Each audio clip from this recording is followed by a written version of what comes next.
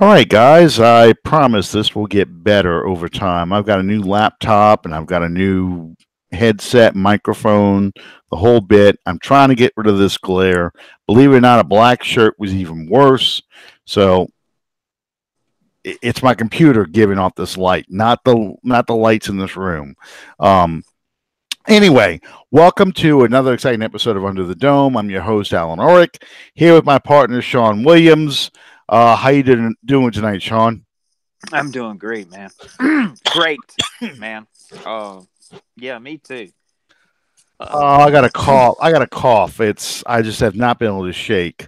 Um, it's because with this yellow haze that's in the air, all this pollen. It's been killing me lately. Yeah. Um, Pay the bills real quick. We want to thank Fan First Productions for sponsoring us. We want to invite you guys to subscribe to our show on iTunes and on YouTube, and join us on Facebook at Under the Dome Podcast. And away we go. I just realized that probably something we should have discussed off air, but we're winging it tonight. Apparently so. I don't get outlines from you anymore. I don't get any guide at all. And the joke was we do zero show prep, but now we're proving it. Well, I woke up at 7 o'clock and I was like, yeah, okay. So then I woke up at 7:05 and then 7:15, and I said, "Oh my God, we got a show tonight. I got to get up." And this overnight thing is really, it's different for me. Well, that's what happens when you have to work the street corners. I mean, that's why they call them ladies and gentlemen of the evening. Well, don't judge. Bi- Hey, I'm them, not. them bills still got to be paid, man. That's right. I'm just putting myself through college. That's all I'm doing.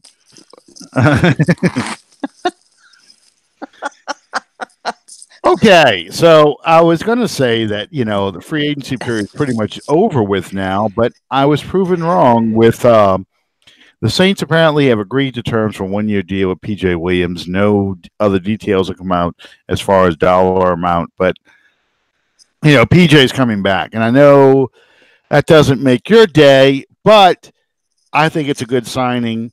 With Patrick Robinson coming off that ankle and ligament injury, that broken ankle that he suffered early in the season. PJ Williams obviously thrived in the nickel back position, not as an outside corner. This would be good competition. I still, and I'm sure it's in Peyton's mind too, I still worry that, we're two injuries away from going back to Sterling Moore and BW Webb and grabbing guys off the street corner to start at cornerback for us. So it's a good signing. I mean, it's something that you had to do, and it takes the pressure off you in the draft. Well, apparently, as of today, Sterling Moore is once again available as the AAF apparently is folding up shop. I watched him play several games this year with the Arizona Hotshots. I believe that's right. Um, You got me. I can honestly say I only watched maybe a couple of series of the AAF, All American Football League or whatever it was called. It didn't Alliance. Alliance. Okay, it didn't really hold my interest very much. I watched. I go back to talking about the USFL. I watch those guys. I can remember vaguely the World Football League. I saw a little bit of the enough of the XFL. Oh, that's my Facebook thing alerting me like that. I've seen enough of the XFL. Sorry, of the XFL that I remember he hate me, Rod Smart. Yeah. Um, And but the scramble for the football to scramble to 2-1. kick. Yep, exactly. All right, that's gonna be annoying. We're gonna do something about this right now because I can't have that. Boom. Done. Okay. All right. But the the point is, to me, this really shows, I guess, how special, because I'm a fan of the real AFL, not Arena Football League, but the American Football League from the '60s. It really shows you what an incredible story that league is, because you constantly see these leagues that try and get started, try and fill this void of football, and they all fail for various reasons. Most of it's money. Um, excuse me. The AFL in the '60s, especially the early '60s, they were hurting for money too, but they stuck with it, kept going, and eventually forced the merger and made football what we know it is today. We were talking a little bit off air why we think that it's so hard to go head to head or to compete with the NFL for football. And one of the reasons I said was because there's too many teams now. You've got 32 teams in the NFL compared to in the '60s, it was just 14 teams. And the coverage is so much harder to get now because the money is so much greater. But Sean, what do you think was the biggest problem with the All Alliance or Alliance Football League? Alliance of American Football. Alliance of American Football. For one thing, they don't have a memorable name. Yeah, that's for sure. I just, the only way that I hate to hear the term rival football league when they refer to these entities in the media. There's not going to be a rivalry with the National Football League. They have the power, the money, and the means to squash you like a little bitty bug, and they will if you start to grow too fast or too much. The one that I have the most memory of is the USFL, and I've heard it said by multiple different people that the biggest reason that the USFL failed was because Donald Trump got too greedy and wanted to encourage a rivalry with the National Football League. He wanted to force a merger, and he wanted to force the merger in year 3 or 4 instead of year 10, which is what the AFL did. I know they had it set up as early as '66 for a merger, but he wanted to force that merger with the third year, because here's the thing about the USFL, and the USFL had a tremendous opportunity to compete with the NFL. In 1982, the year before the USFL formed, the NFL had a players' strike that cost the league 7 games. There were 7 weeks with no football. It was only a 9-week season. And when they came back in late October, early November, people were already interested in doing other things. They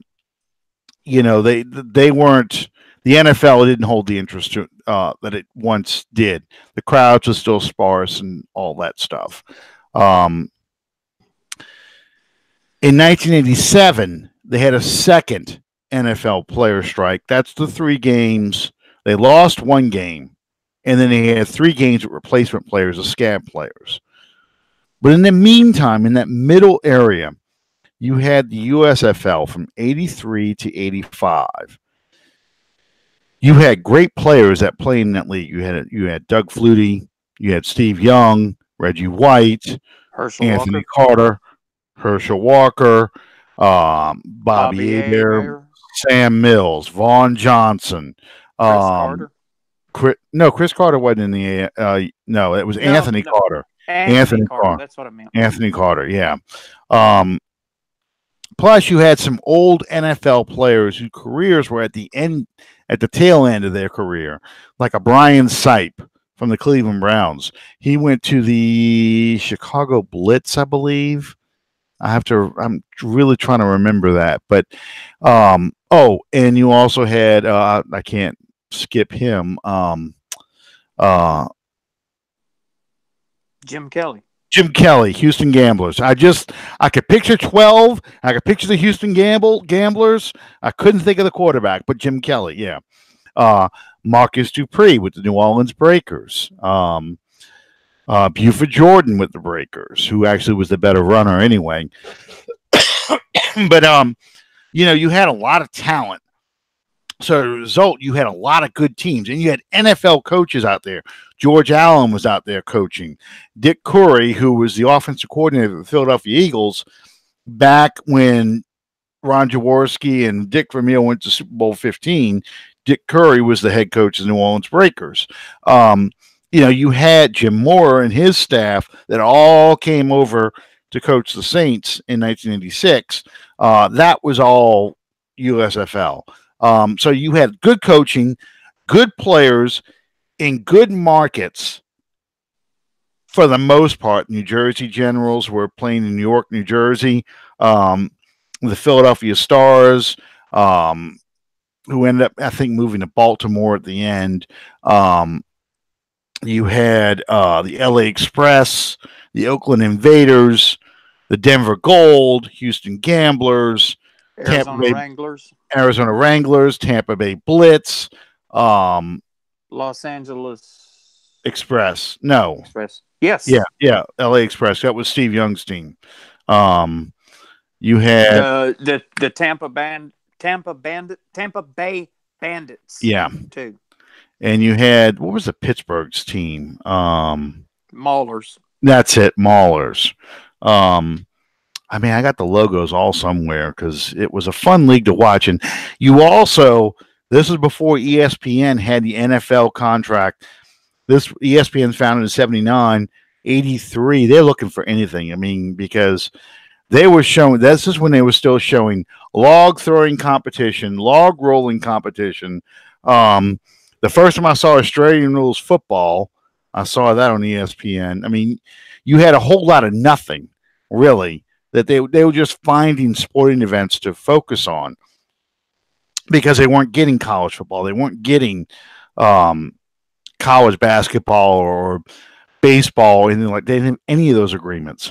Well, they didn't get any NFL either. No, they had nothing for the NFL. So when ESPN got this agreement with NABC, when they were two separate entities back then, this was a great way to grow the league, much like how the AFL was growing in the 60s, because back then, the NFL had rules like if you were playing a home game, you were blacked out, period. I don't care if you're sold out or not, you're blacked out at home. So if the Giants are playing at home or if the Rams are playing at home, you couldn't see the game on television. What you got instead was the Oakland Raiders. You got the San Diego Chargers. In New York, you got the Boston, became the New England Patriots. You got those teams coming in, and that was the only game to see. So you watch this. The same with USFL and ESPN. You had no football in the springtime. Here's ESPN showing this game, and people are watching it now. You can't do that anymore. Now you have so many distractions, and I think that's what ended up hurting this new league in the spring, was because people just weren't watching the games. They really, it just, there's nothing for it. It's not going to be able to grow. So that was the sad part, I guess, of the USFL, because they really had an opportunity and they got too greedy too soon. They needed to wait at least 5 years and see what you can do. Yeah. I think that the USFL patterned itself enough after the NFL in crucial ways. Like, you didn't see a drastic change in the fundamental basics of the game. No. It was the same game, the same rules, just different teams. Well, they had the 2-point conversion, which was good. They had a couple other little things they included. I think they had instant replay. I think they actually had that. I don't remember or not, but I think they had the ability to. No, they had coaches challenges. That's what they had. They had coaches challenges, so you could challenge a call, and that's something the NFL, of course, 30 years later, really took into consideration. Not immediately, but the big thing was they had talent. They had a lot of good quality college football talent, and you had the ability to choose which league you wanted to go to. And instead of trying to go head to head with the NFL that soon, they should have built up more of a following, stabilized the ownership, stabilized the financing, then present to the NFL, hey, we're talking about, we would like to go compete with you head to head and eventually force a merger. Because I think, back then, of course, it was Jacksonville Stallions. Birmingham Stallions. Jacksonville Bulls. Jacksonville Bulls. You had teams that could have merged easily with the NFL and given the NFL access to markets. San Antonio, I think there was a San Antonio team. Jacksonville, Birmingham, those kinds of cities that had opportunities to merge with the NFL. The other problem I think they had was they had too many teams that were sharing NFL stadiums, but in the springtime, so it wasn't really a competition. Like Tampa Bay Bandits, I think, were playing at the Big Sombrero in Tampa. I know the Generals were playing at Giant Stadium. Of course, the Breakers are playing in the Superdome. Denver Gold, I think, was playing at Mile High. All that stuff, the USFL, I mean, the AFL at least was playing in different stadiums, in different markets, not sharing the same market with an NFL team.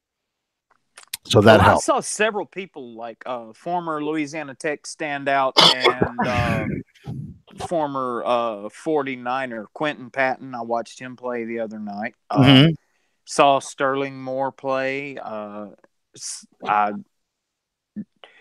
One more Saint defensive lineman. What was his name? Guacham. Oh, yeah. He and Sterling Moore are on the same team. I want to say it's the Arizona Hotshots.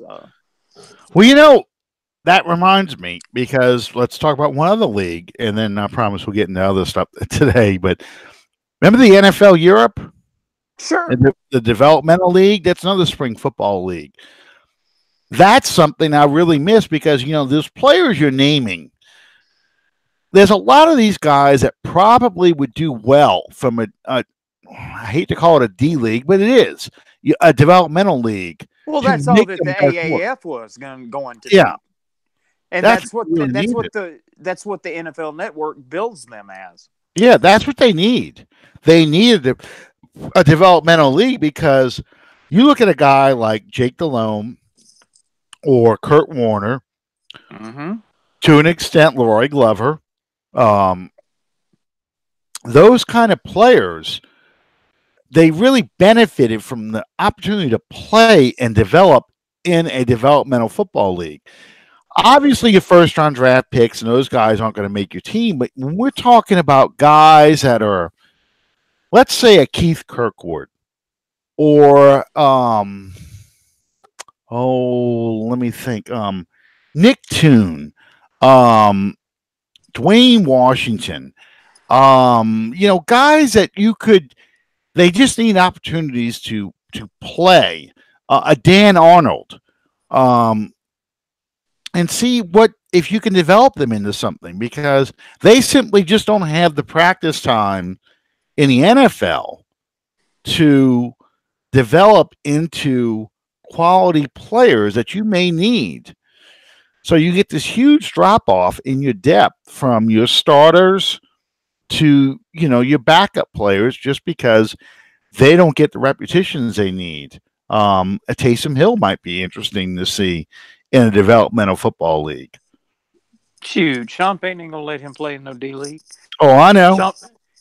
Sean Payton probably has him an armed escort going back and forth to the bathroom, dude. But I'm just saying, if you want to try and turn them into polished NFL players, Yeah. that's what a developmental league is for. That's what you need it for.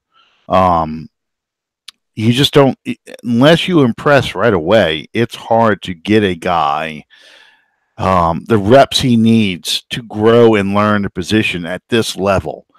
You know, he needs to have already developed and learned the position in college and in some cases high school.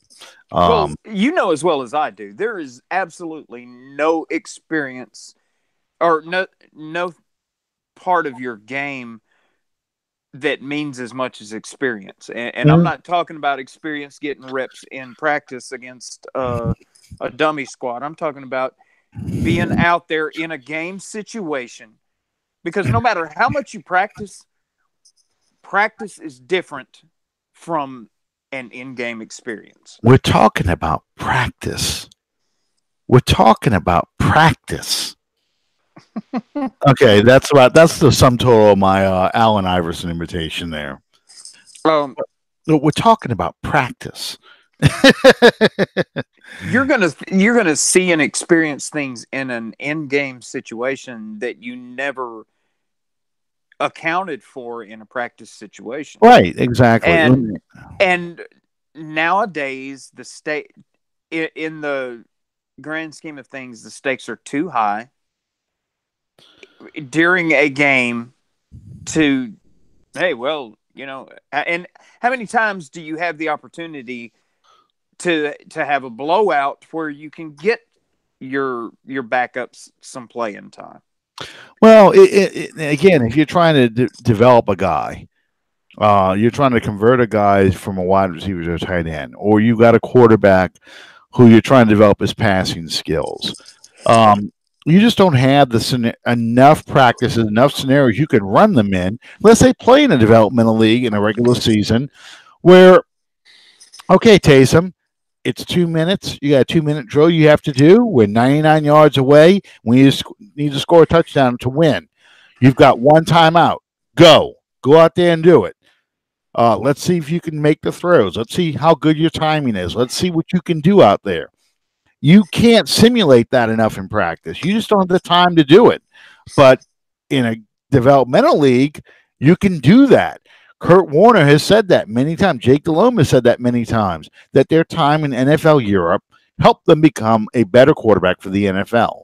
And the same is true for defensive linemen. The same is true for linebackers, cornerbacks, receivers, you name the position. Offensive linemen, you know, these guys who have the raw talent you're looking for, but need to develop it. And the way they develop it is through repetition, through game scenarios, through things that are not practiced, that are feel like regular possession, regular season games. And that's what I miss. And I think that's what the NFL needs to put the money into a real developmental league. I know the injury concerns and then losing money because people in Europe weren't coming to the games and that kind of stuff, but you put these in markets that like football, support football, and you can play a spring league, an 8-game or a 10-game spring league, and you could possibly see something of these guys. You know, I'd love to see that, because I think as the years go on, and especially with the way the CBA is written now, you're going to see a lot of valuable veterans get squeezed out. These rookies come in and undrafted guys come in, and you're going to see a decrease in the quality of play, or they're just going to cycle through guys a lot because there is no time to develop these guys. You just don't have it. Well, you see that very thing in New England. Yeah. How many veterans do you have on that team? Tom Brady. You had Rob Gronkowski, but he's gone. How many players on that defense can you name right off the top of your head? How many players outside of Tom Brady can you name on that offense? That's the way they do it. They buy low and sell high. Yeah. No, I know. And then it's I don't know. This is just a pet peeve of mine, and I would like to see a real development in the league that the NFL supports and funds, and teams allocate players to that league for development. Um, you just have to do it. You really do, because you just don't have the time or the practice schedule to get guys who need the reps and need polishing to get it. And you end up shortchanging a guy, and I don't think it's fair. Not for a guy like Dan Arnold who needs that time. I'm not saying he's going to turn into anything. That's not what I'm saying. What I'm saying, though, is he needs the opportunity to turn into something. He needs the opportunity to be more than just the guy who dropped a touchdown pass in the NFC Championship game. That could have meant the Saints go to the Super Bowl and made the blown call at the end of the game pointless and meaningless. And oh my God, I'm giving myself a headache. Anyway, okay, we signed P-Rob. I'm sorry, PJ Williams. Yeah, PJ. P-Rob, PJ. What's the difference? There's too much P in our defensive backfield. Yeah, there we go.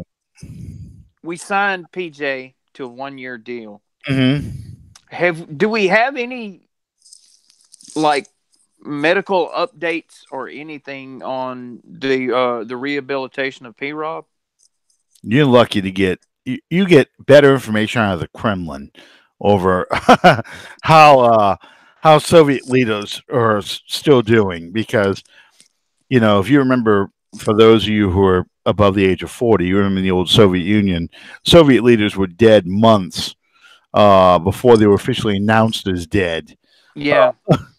So that's how it is with Payton and injury reports. If he doesn't have to give an injury report, he's not going to give it.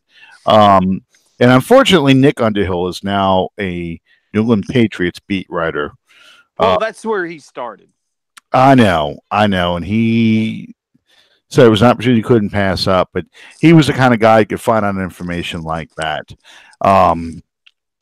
So you're not going to hear anything from Saints beat writers right now about it. The last I heard, he was progressing. And that's all they're going to say. We'll see what happens come the first full mini camp, which I believe is end of May or June, whenever they wrap up the OTAs. I think it's usually like a month after the draft, or they have either 4 weeks or 2 weeks after the draft. Rookies. They have 6 weeks of OTAs. So you've got OTAs that start up a couple weeks, I think, before the draft. Then OTAs the whole month, or maybe right after the draft. I don't remember anymore. And then the whole month of May, I know, is OTAs. And the last day of OTAs is mini camp. And that's when the rookies and the veterans are all there. The rookie mini camp is 2 weeks after the draft. Yeah. So I thought about you the other night, by the way.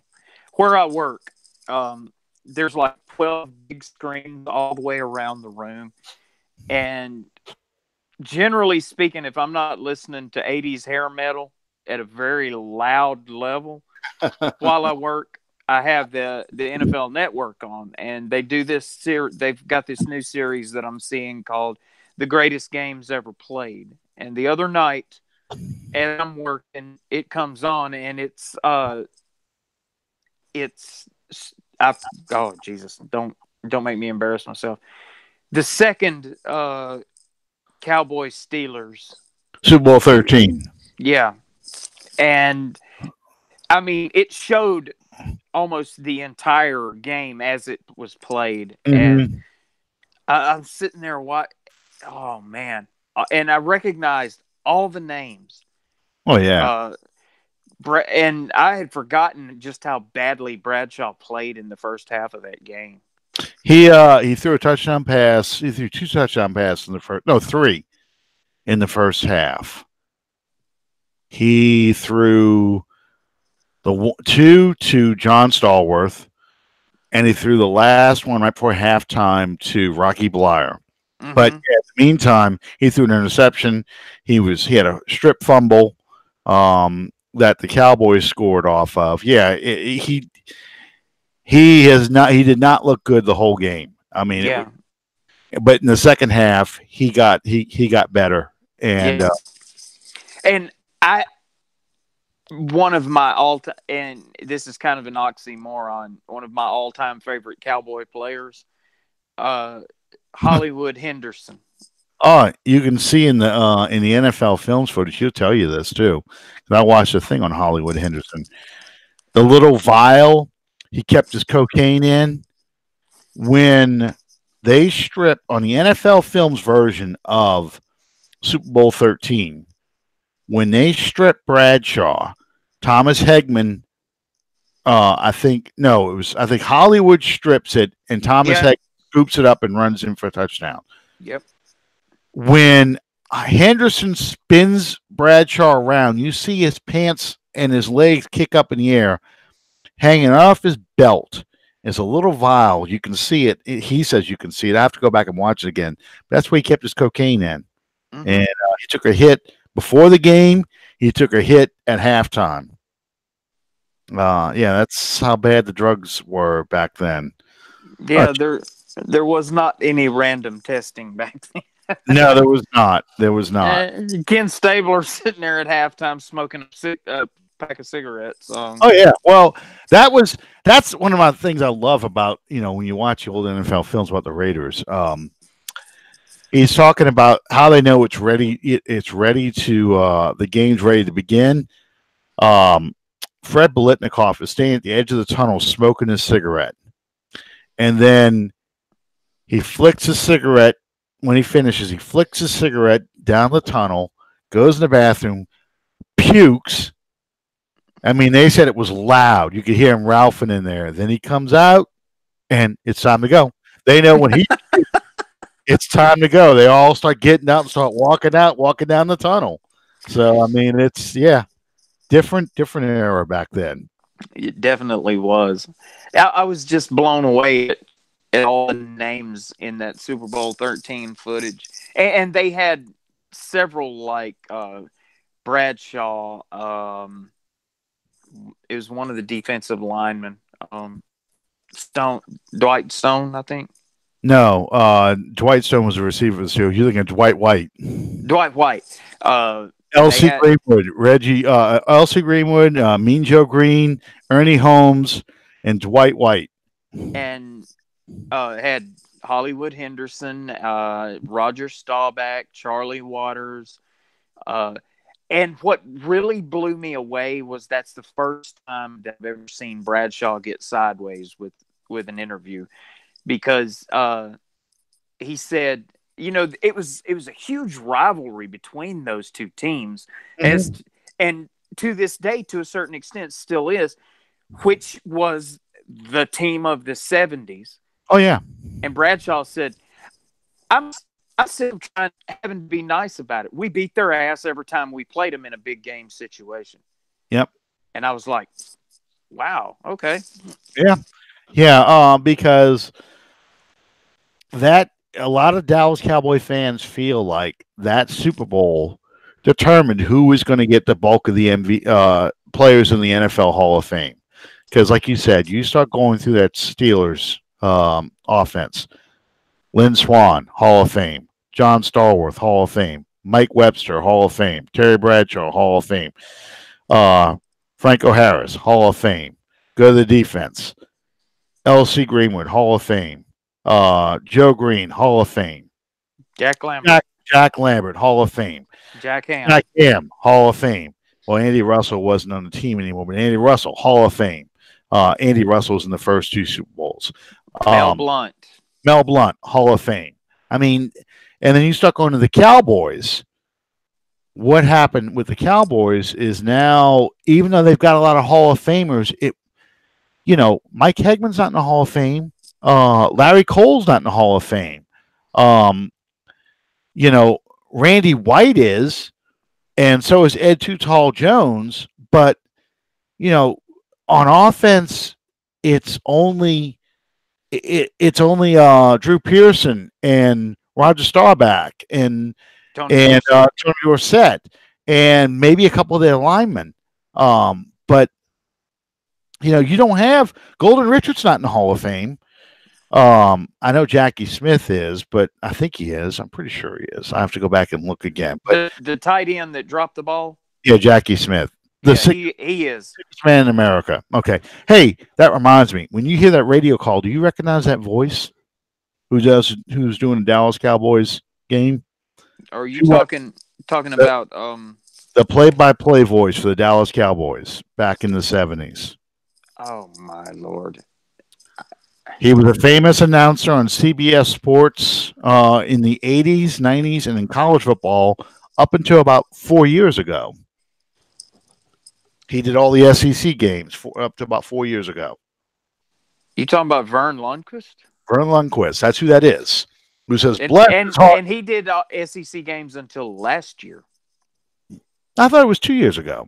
Nope. Or 4 years ago. Wow. Okay. Because they did like this entire farewell tour. I know. And that Gary Danielson. The ex-Detroit Lions quarterback. Yeah, I wanted to punch him in the face every time I listened to him. Not as bad as Chris Collinsworth, but go back and watch old Detroit Lions versus the New York Giants game. You get to see what happened to Gary Danielson.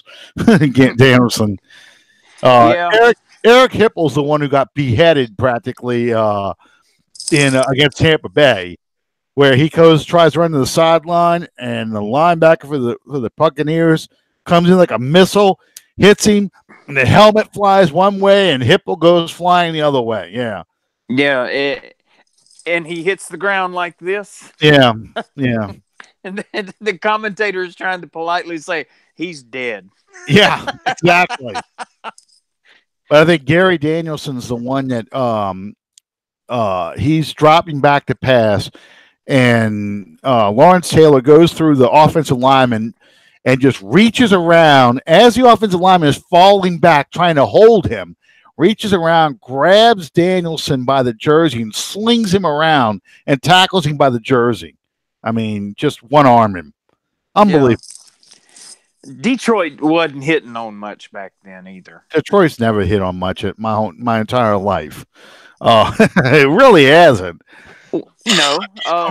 Well, they did okay when Barry was there. They did okay when Billy Sims was there. Mm-hmm. But one player does not a team make. You may skate through a season respectably with a Barry Sanders, but when you get to the playoffs, you have to have more than one dimension, because really upper echelon teams are going to be able to find a way to stop you. Well, yeah, and Detroit has lots of problems, but even when they had Herman Moore, you never had a great quarterback. You never had a consistent quarterback. You had guys like Eric Hippel, but Eric Kramer. Yeah, Eric Hippel was before that. Eric Hippel was the 80s. You had Scott Mitchell. They paid a fortune for him. How'd that work out for you? Well, he did real well for 1 year for my fantasy league. That was about it. But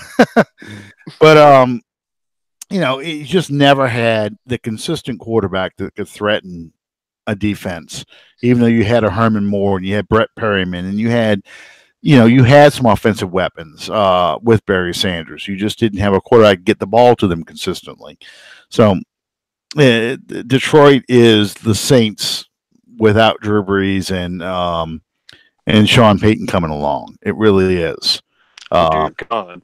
Yeah, it is though. I mean, you think about Detroit. I mean, that's kind of how they were.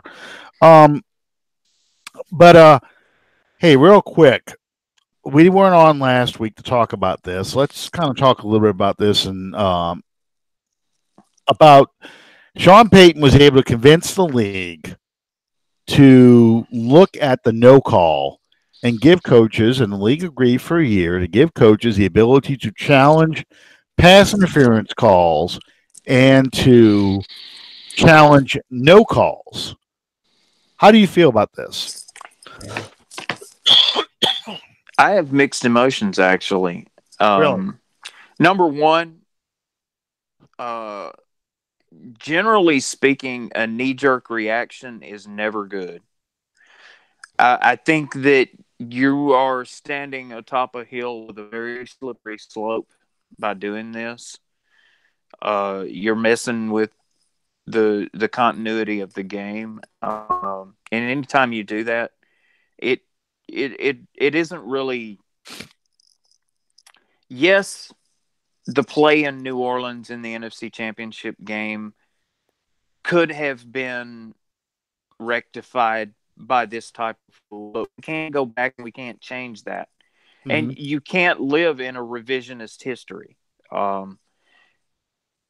What you're did I understand this correctly that this is only going to be like in a playoff game, or is No, this? this is supposed to be all year, but it is one of their challenges now, and that to me that's the key, and that's why I don't have a problem with it because you're not going to throw this thing out willy nilly. You're not just going to throw it out there just to throw it out there because you think your receiver's getting mugged out there. You're going to save this for specific instances where you need to have a pass interference challenge. And I look at it from this standpoint. Pass interference is the most costly penalty in football, bar none. There is no other penalty. It can be an 80-yard penalty.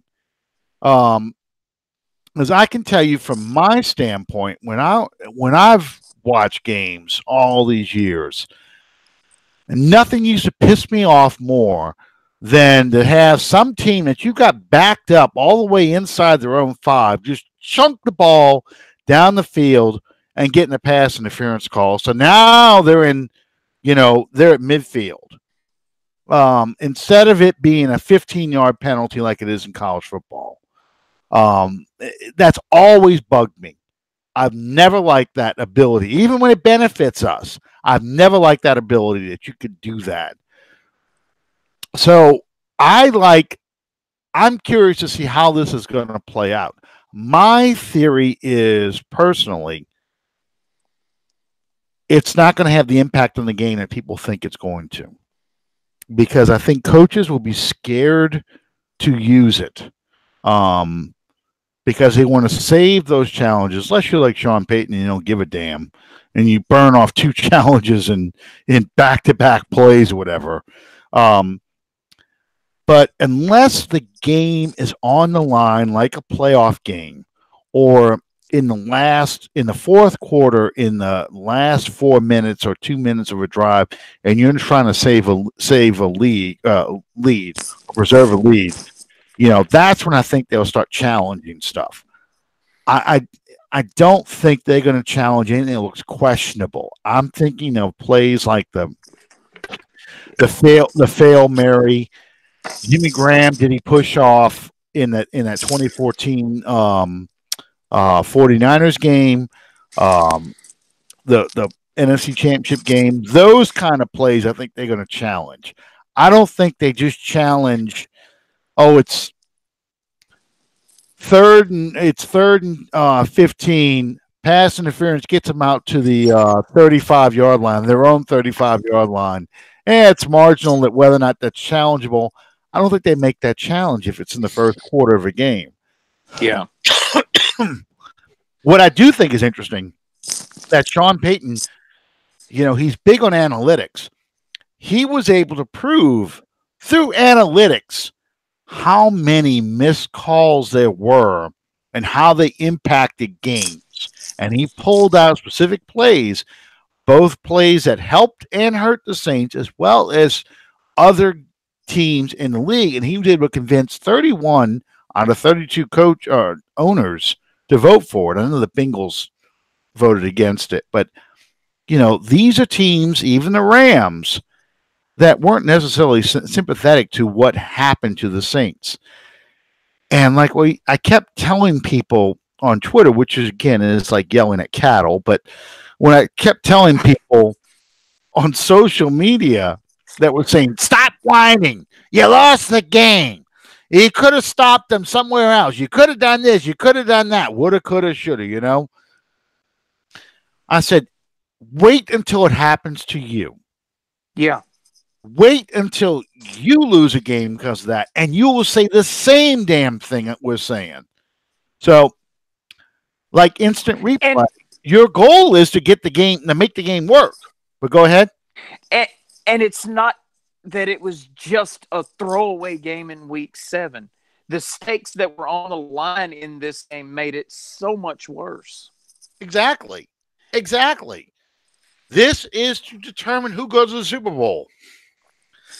You won 13 games. You got the number 1 seed. Home field advantage out of the playoffs. It's within 2 minutes left in the game. You get that first down. We're reliving. Excuse me. We're reliving all this, but you get that call.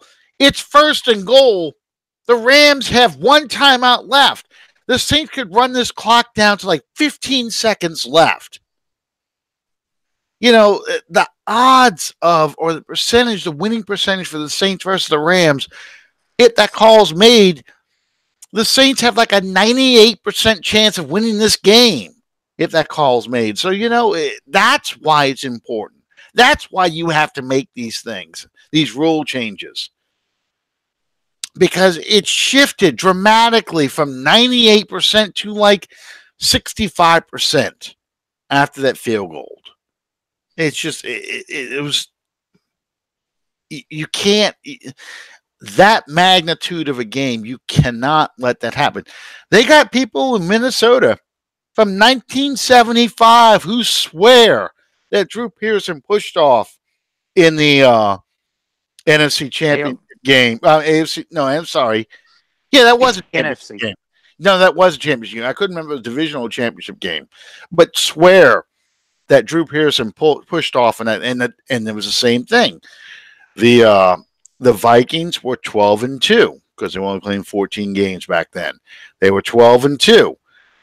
This was probably their best team that they were going to send to the Super Bowl. You probably could have had a rematch of Super Bowl 9 with the Vikings and the Steelers playing again. But the Hail Mary kills that season. Mel Renfro, he caught that ball in bounds, clearly, but they ruled him out in the 1979 AFC Championship game between the Oilers and the Steelers. Now, granted, that happened early in the game, and I've heard it all. Steelers beat him by 10 points. So, even to get that score, 27-17. They beat him by 10 points. The game was early enough. The Steelers probably would have scored again anyway, but still, that's a blatant call that was missed. If you have the ability to make the game better, to take error out of the game, you need to take advantage of that. And that's how I feel about that missed call, is that we now have the ability to take a step to try and take human error out of a game. We have the technology to do it. Why don't we do it? We need to do it. And I'm glad we're doing it. Well, I look at it this way. You're all the time, all the effort, all the money spent from the beginning of training camp until the conference championship.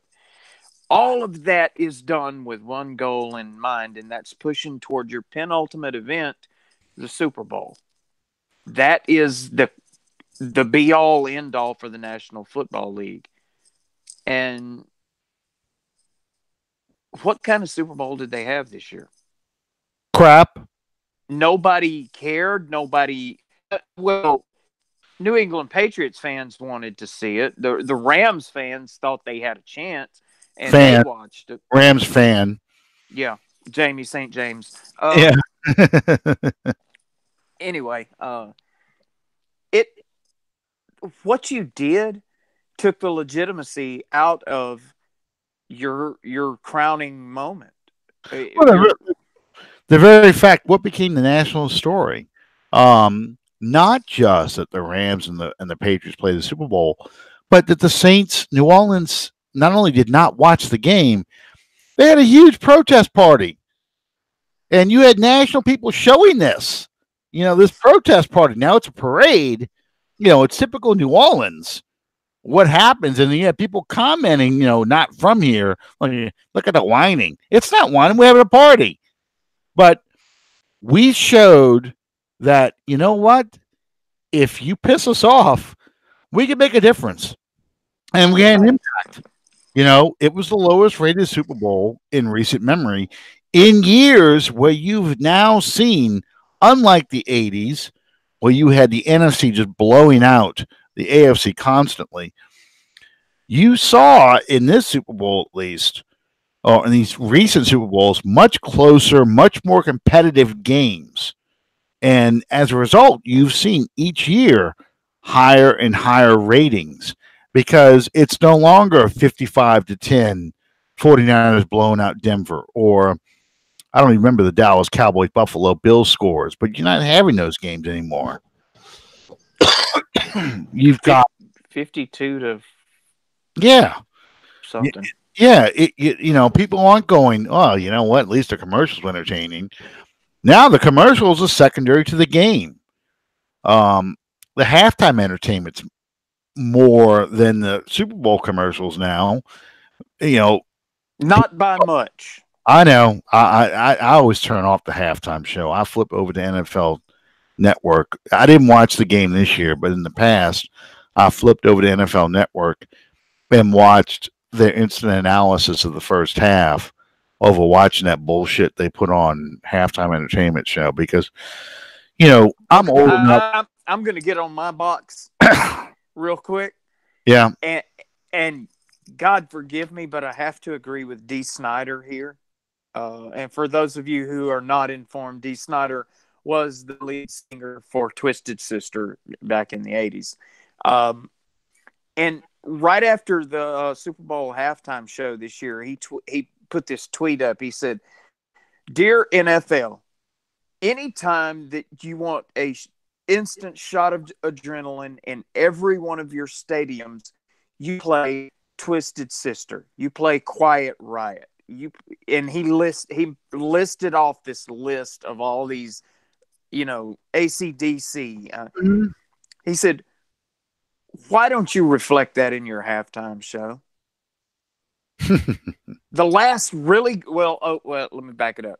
Prince halftime show In the Rain, playing Purple Rain. That was pretty awesome. The Who would have been better if all four members were still alive. But and Roger Daltrey's voice isn't shot. Well, that would have had to have been 20 years ago. Yeah, the primal scream is just gone now. So know. The last really good halftime show that I enjoyed was Aerosmith. See, I don't even remember Aerosmith being in the halftime show. The first Ravens Super Bowl. Back in 2000? Mm-hmm. Okay. Ravens Giants. Yeah, most of the halftime shows, I don't even remember who played. I know Diana Ross played one year. I know Michael Jackson did one show, but I couldn't tell you a single thing about it except what they show on the highlights. Yeah. And unfortunately, I'm old, so the bands I want to see, half the band, the members are dead. So it's like, okay, what are you going to play?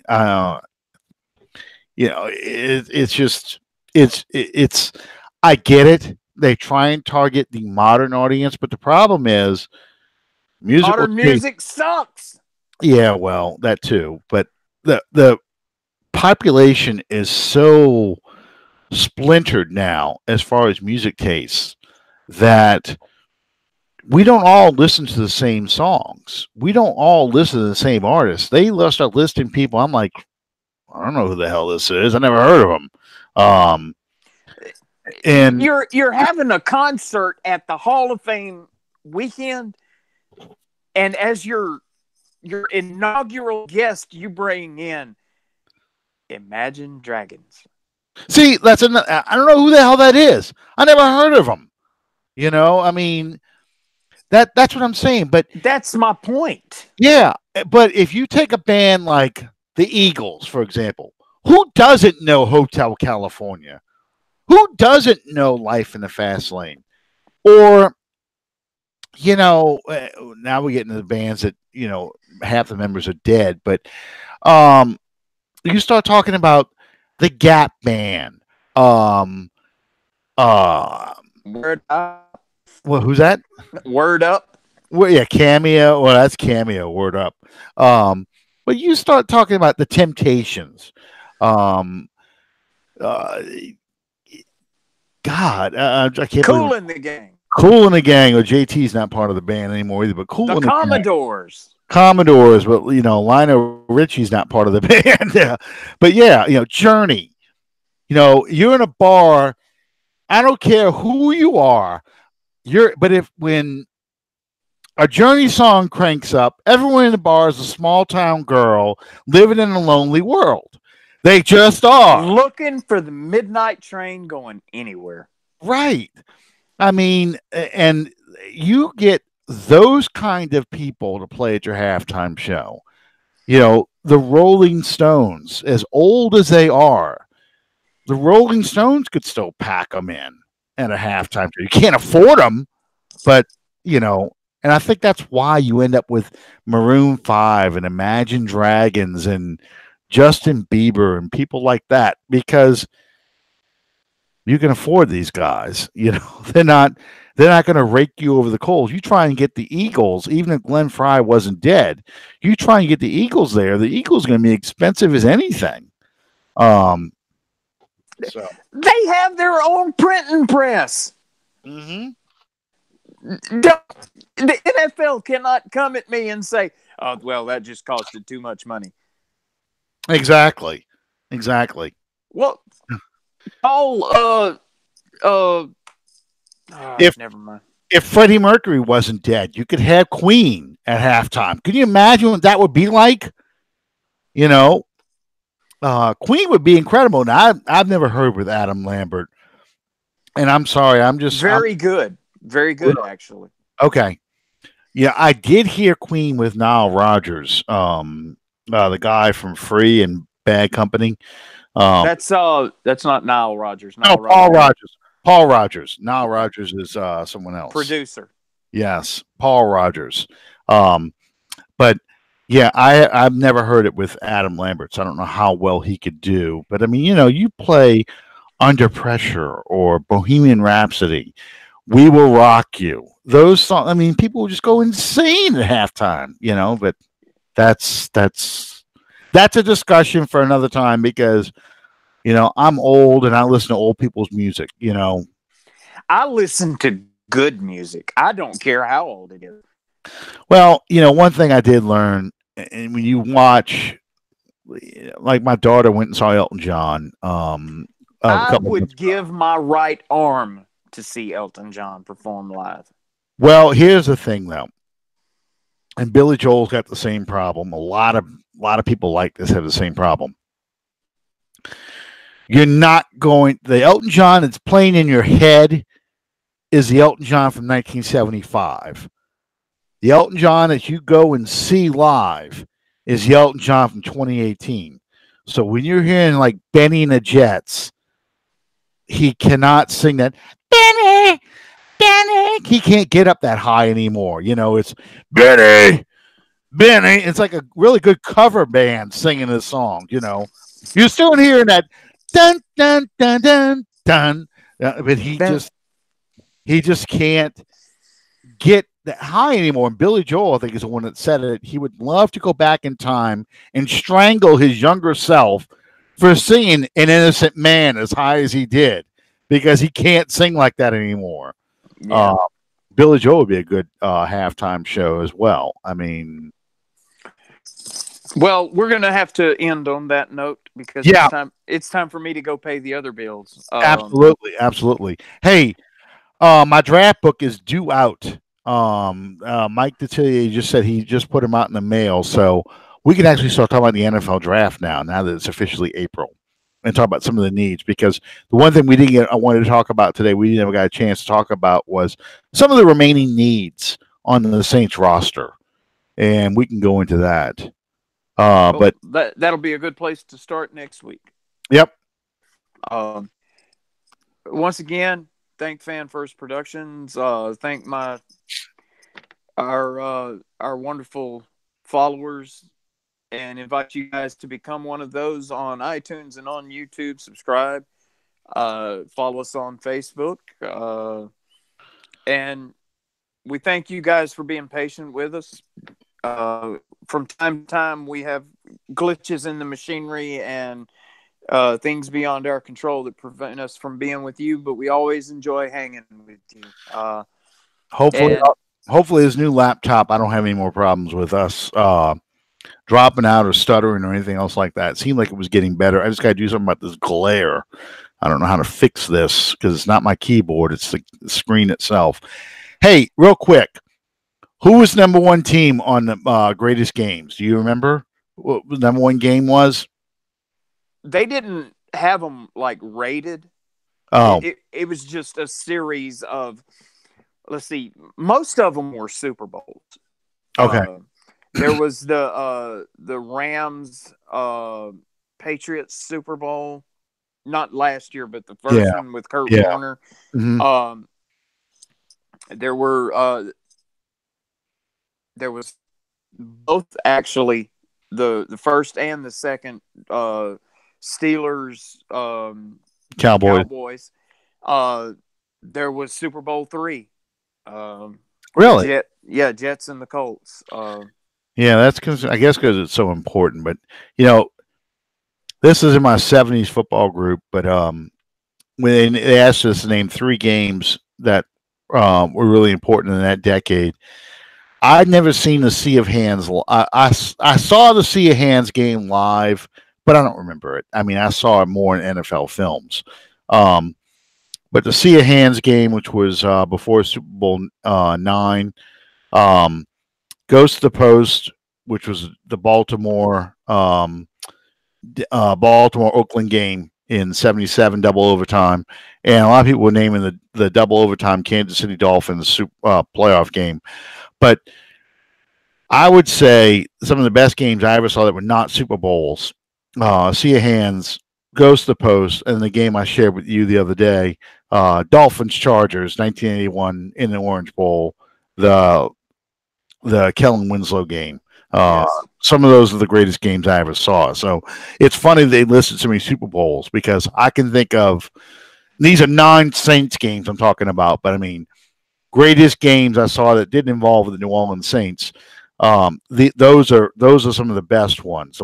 Those playoff games were sometimes better than the actual Super Bowl. So, and I think I'd like to encourage people, if you're really a fan of the game, if you have the opportunity, go back and watch some of the games from earlier time, like the early 70s. These games that Alan and I are talking about, it played a big role in forming what the game is now. It's a different kind of game. It's a lot of running. So it's a different philosophy. There was not substitutions, certainly not 5 wides. I mean, it was 2 wides. But those games were important because field position and possessions mattered. So yeah, it's going to take a little bit if you're expecting a shootout kind of game, video game that you see today. You're not going to see that. You're going to see a lot more strategy involved and a very more earthbound game than what you see today. But it's fun to watch. It really is. And of course, NFL films made it so much more dramatic.